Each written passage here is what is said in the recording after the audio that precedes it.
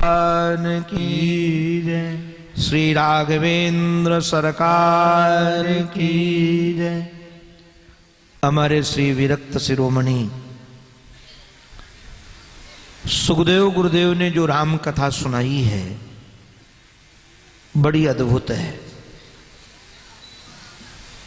सुखदेव जी महाराज ने तो एक श्लोक में जो मंगलाचरण किया है, सच कहें इस मंगलाचरण में संपूर्ण राम कथा उन्होंने गुनगुना दी एक श्लोक में। जो महापुरुष जहां रमण करता है उसकी दृष्टि वहीं जाती है। सुखदेव जी महाराज का जीवन वैराग्य प्रधान है, विरक्त हैं,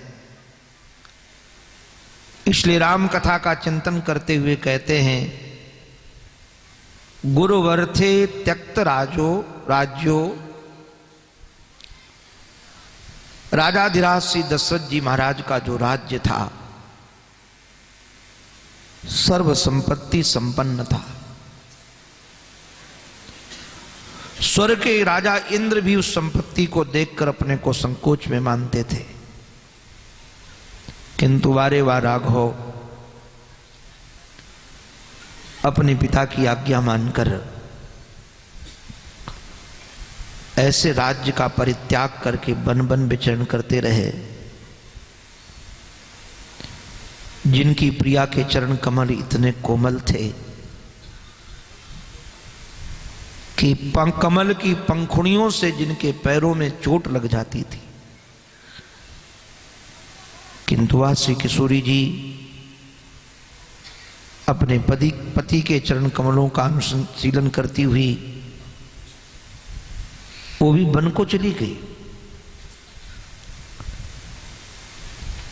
हमारे श्री राघव श्री जानकी से इतना प्रेम करते थे, यदि किसी स्त्री ने उनको काम भाव से चाहा तो श्री लखन के द्वारा उसको विरूप करा दिया। बाद में जो अपनी प्रिया के विरह में तपते रहे, अपनी भी प्रिया को ही निमित्त बना करके जिन्होंने असुरों का दलन किया, खलों के वन में मानो आग ही लगा दी हो, ऐसे जो हमारे कौशलेंद्र हैं वो हमारी रक्षा करें। लीला का प्रारंभ बड़े रसीले ढंग से श्री सुखदेव जी महाराज करते हैं। विश्वामित्राध्वरे एन मारीचाद्या निशाचराः पश्यतो लक्ष्मणस्यैव हत्वा नैऋत्य पुंगवा। मैं कई बार राम कथा को थोड़ा अलग ढंग से चिंतन करता हूं। चारों भाइयों में नारायण इतना प्रेम था, प्रेम का यदि कोई प्रमाण देखना हो भाइयों का तो भरत राम लक्ष्मण शत्रुघ्न के प्रेम को निहारो। भरत जैसा प्रेम तो नारायण क्या कहना है। क्रीड़ा में भी सच कहें भरत भैया पर तो जीवन बलिहार होता है। क्रिया में भी कभी उन्होंने धर्म का विचार नहीं किया। जिसमें हमारे राघव की प्रसन्नता हो वो हमें करना है। हमारा धर्म, हमारी क्रिया, हमारा सर्वस्व यदि कोई है तो श्री राघव की प्रसन्नता है। क्रीड़ा के समय, बाल क्रीड़ा के समय कबड्डी खेलनी हो, गेंद खेलना हो तो राम जी के विपक्ष में कोई चाहिए, क्योंकि बिना पार्टी के क्रीड़ा कैसे होगी, विपक्ष चाहिए। और राम जी के विपक्ष में कौन खड़ा हो। किसी का सामर्थ्य है कि राम जी का विरोध कर सके खेल में भी, तो राम जी भरत को कहते थे, भरत तुम सहयोग करो ना हमारा, जिससे हम सब खेल सकें।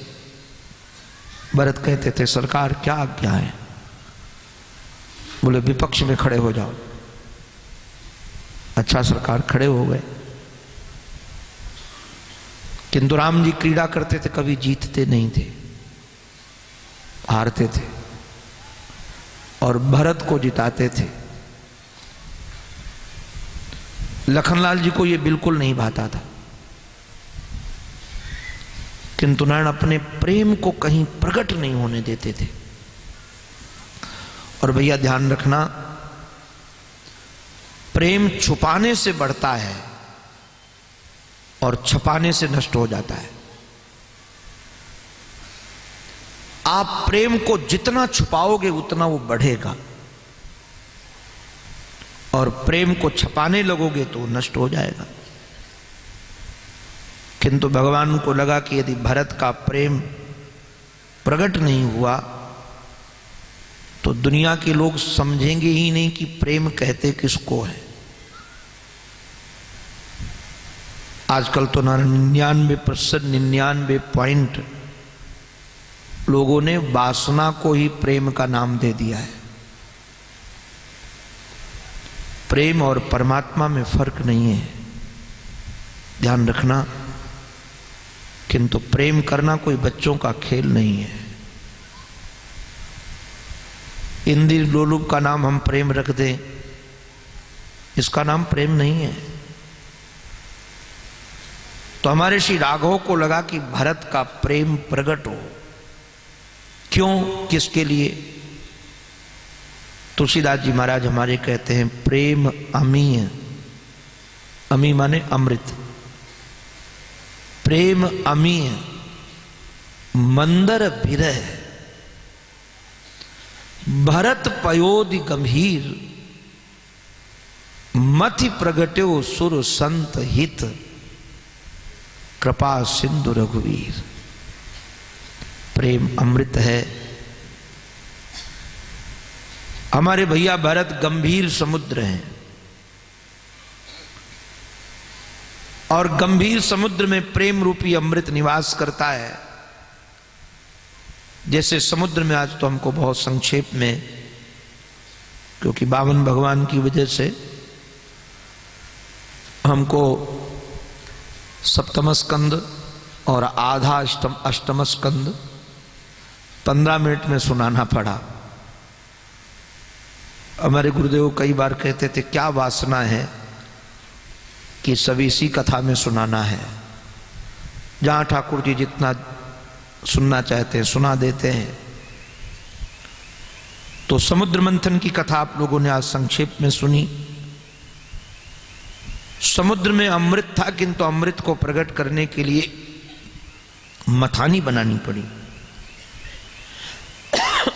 पात्र जितना बड़ा हो, अब देखो 10 किलो की मटकी हो और दही भरा हो और छोटी सी मथानी डालकर मथा जाए हाथ वाली, तो उससे नवनीत निकलेगा। मक्खन निकालना है, नवनीत निकालना है, नेनू निकालना है, तो पात्र जितना बड़ा हो उतनी बड़ी मथानी चाहिए। छोटी मथानी से कुछ नहीं मथा जाएगा। तो भरत गंभीर समुद्र है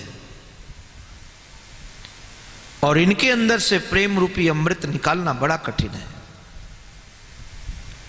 किंतु भगवान ने सोचा नहीं, निकालना है, संतों को पता चलना चाहिए कि प्रेम का स्वरूप क्या है, प्रेम किसको कहते हैं। तो जब तक कोई प्रमाण के रूप में नहीं होगा तो लोग समझेंगे नहीं। तो भगवान ने पहली मथानी बनाई। तो मथानी यहां विरह की है, क्योंकि यदि विरह न होता तो प्रेम का पता नहीं चलता। राम जी ने संकल्प किया, संत हमारे विश्वामित्र जी महाराज आ गए, यज्ञ की रक्षार्थ राम लक्ष्मण को मांग कर ले गए। भरत को विरह तो हुआ, किंतु किसी के सामने रोए नहीं। लोग जान जाएंगे कि चित्त में प्रेम है। राम जी यज्ञ की रक्षा करके, अहिल्या का उद्धार करके और सीता स्वयंवर में जनकपुर पहुंचे। ये महाराज बड़े रसीले प्रसंग, यहां तो बहुत संक्षेप में एक एक श्लोक में सारी कथाएं हैं। वाल्मीकि रामायण में, अद्भुत रामायण में, रामचरितमानस में, विलक्षण विलक्षण अध्यात्म रामायण में इन चरित्रों का बड़ा रस लिया गया है। जब हमारे श्री राघवेंद्र सरकार जनकपुर पहुंचे, लागल जनकपुर में मेला, देखन का मनुआ करेला। अभी जिस संत प्रवर के द्वारा रचित बधाई हमारे श्री राधिका शरण जी गा रहे थे, वो हमारे मामा जी हैं। हमारे मामा माने संतों के मामा, श्रीमन नारायण भक्तमाली अद्भुत संत थे, अद्भुत। उस महापुरुष का हमको बहुत प्यार मिला है। इसको देखकर ही साष्टांग लेट जाते थे। मैं कई बार कहता था, मामा ऐसा क्यों करते हो? तो बोले फिर मामा क्यों कहते हो? बड़े विनोदी थे। एक दिन बोले कि मामा माने जानते हो क्या होता? मैं पढ़ा लिखा हूं, मैं ऐसा वैसा नहीं हूं। तुमने कहा मामा माने क्या? बोले हम डबल ए में हूं। किंतु श्री किशोरी जी को, श्री जानकी जी को अपनी बहन मानते थे। जानकी हमारी शियाजू माँ है और अद्भुत संबंध, अद्भुत संबंध। संबंध जीना हो तो श्री मामा जी जैसा। भी मैं महीनों से कथा सुनता रहता हूं उनकी, बहुत जीता हूं। बहुत रसीले रसीले भक्त उनके संत की रचनाएं हैं। मैंने उनके मुखारविंद से मैंने सब ये कथाएं उनसे सुनी है, रसीली रसीली। तो जब जनकपुर में श्री राघवेंद्र सरकार पहुंचे तो मेला लग गया। हमारे प्रभु कहीं गए हुए थे, तब तक जनक जी आ गए। रामचरितमानस की मर्यादा को भी वंदन है। आह, ऐसी मर्यादा, अद्भुत मर्यादा। हमारे श्री विश्वामित्र जी ने सोचा कि राम जी हमारे पास रहेंगे और जनक जी यदि आएंगे तो राम जी यदि खड़े होकर के उनका स्वागत करते हैं तो ठीक नहीं है। क्यों? क्योंकि राम परमात्मा है। और राम जी यदि बैठे रहते हैं तो भी उचित नहीं है, क्योंकि राजा जनक हैं। तो कुछ किया जाए, ऐसे महाराज मर्यादा का प्रयोग किया। राम जी उस समय चले गए कि खड़ा न होना पड़े। ध्यान रखना, अपने से बड़ा यदि अपने को प्रणाम करता है तो अपने पुण्य जाते हैं। अपने से बड़े को झुकने नहीं देना चाहिए। कहो कि नहीं आप आशीर्वाद दो, तो परंपरा है अपनी। तो हमारे राम जी गए हुए थे, तब तक जनक जी महाराज आ गए थे। ब्राह्मणों को लेकर, सतानंद सबको लेकर स्वागत किया। जो राम जी आए तो महाराज उनको देखकर सब खड़े हो गए। और विदेह राज जी ने जब राघव को देखा तो विदेह कहने वाले शरीर को, राजा को शरीर की सुधि नहीं रही। राघव का सौंदर्य क्या कहना है हमारे राम जी का। मुग्ध हो गए। पूछा ये कौन है? तो गुरु विश्वामित्र जी महाराज ने परिचय दिया। बोले जहां तक ये प्राणी है सबके प्रिय हैं ये। तो राम जी ने सोचा कि गुरु जी गड़बड़ करने वाले हैं, अभी हमारा परिचय सुना देंगे परमात्मा वाला, और यहां हम परमात्मा का काम करने आए नहीं है। तो मन मुस्काए राम सुन वाणी। गुरु जी उनकी व्याख्या कर रहे थे कि कौन है। बोले सबके प्रिय, ये सबके प्रिय हैं जहां तक प्राणी है। तो राम जी मुस्कुराने लगे। मुस्कुराए क्यों? क्योंकि भगवान मुस्कुराते हैं तो माया फैल जाती है, भाषा ही बदल जाती है। अब देखिएगा राम जी जहां जहां मुस्कुराए हैं, जहां जहां हंसे, वहां परिभाषाएं सब बदल जाती है। तो मुनि महाराज जो मुस्कुराए तो विश्वामित्र जी की व्याख्या बदल गई। विश्वामित्र जी महाराज ने कहा, राजाधिराज श्री दशरथ जी महाराज के पुत्र हैं, मेरे यज्ञ की रक्षा के लिए इनको लेकर के हम आए थे। इनका नाम राम, इनका नाम लखन है।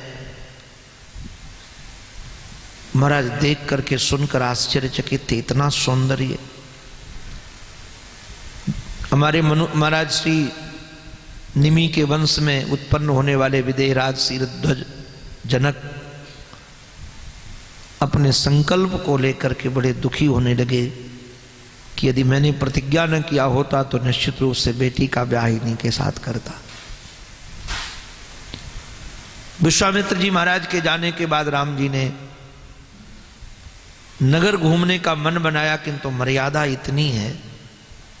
गुरु जी को प्रणाम करके कहते, नाथ हे गुरुदेव, लखनपुर घूमन चाहें। लखन नगर घूमना चाहते, घूमने का मन स्वयं का था, किंतु छोटे का बहाना बना करके। वो हम देखते हैं जब कोई बगल में बैठा हो ना और कहे कि इनको मिठाई ला के दो, इनको मिठाई बहुत प्रिय है, तो समझ जाना कि पहले इसको दो।